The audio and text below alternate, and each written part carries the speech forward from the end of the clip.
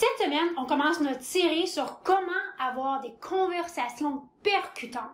Sérieusement, c'est une série que vous voulez pas manquer. Mon nom est Sarah Gébert, stratège d'affaires et coach en mindset. Et j'accompagne les professionnels entrepreneurs, les leaders d'entreprise à atteindre pas juste un autre niveau de succès, mais un autre niveau d'accomplissement.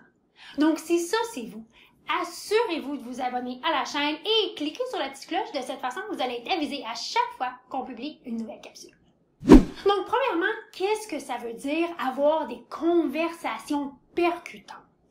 C'est d'avoir des conversations qui font vraiment une transformation dans la vie des gens, qui font un changement que notre client potentiel, notre centre d'influence et même nos employés, les membres de notre équipe, en sortent transformés.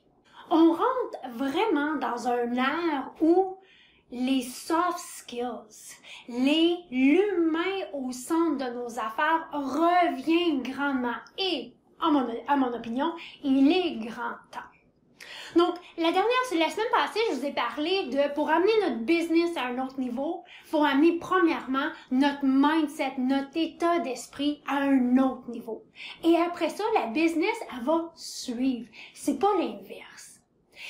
Pour avoir des conversations percutantes, c'est aussi la même chose. Si je veux influencer les gens, si je veux avoir un impact sur les gens, première chose, il faut que je sois en mesure de m'influencer moi-même. Donc, avoir des conversations percutantes, première étape, c'est de comprendre que chacun des mots qu'on utilise est rattaché à une émotion. C'est quoi l'émotion qui est rattachée à ce mot-là? Donc, l'émotion que moi, j'y rattache et aussi l'émotion que la personne devant moi y rattache. Si je vous dis le mot « stressé », il y a plein de gens qui vont y rattacher une émotion négative.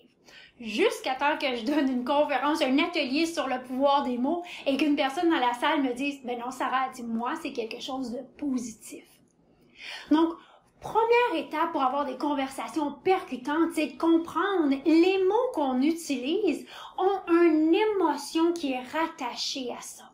Est-ce que moi, j'y rattache une émotion positive ou une émotion négative? Est-ce que mon client potentiel, le membre de mon équipe, il rattache une émotion positive ou négative à ce mot-là?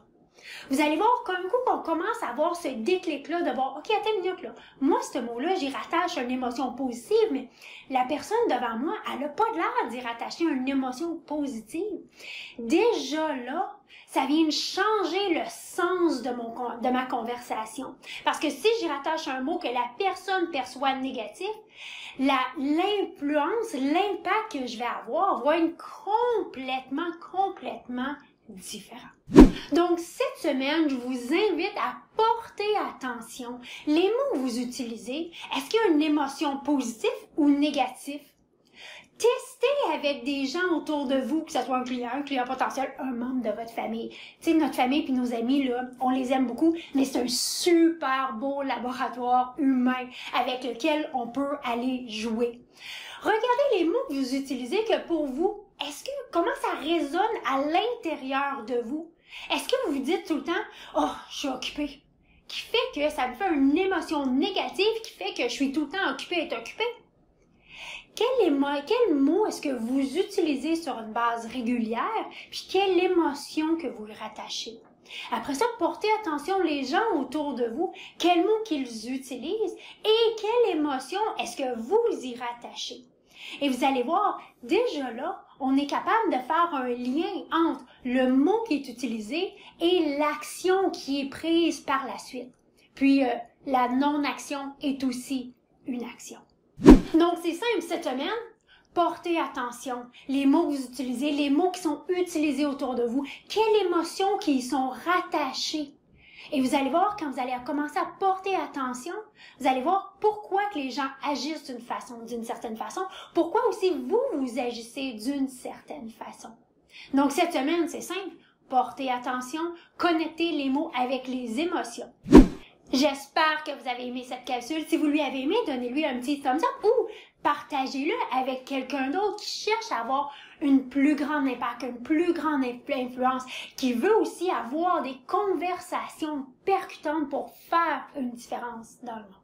Parce qu'en fin de compte, un coup qu'on réalise ça, on voit que tout est possible.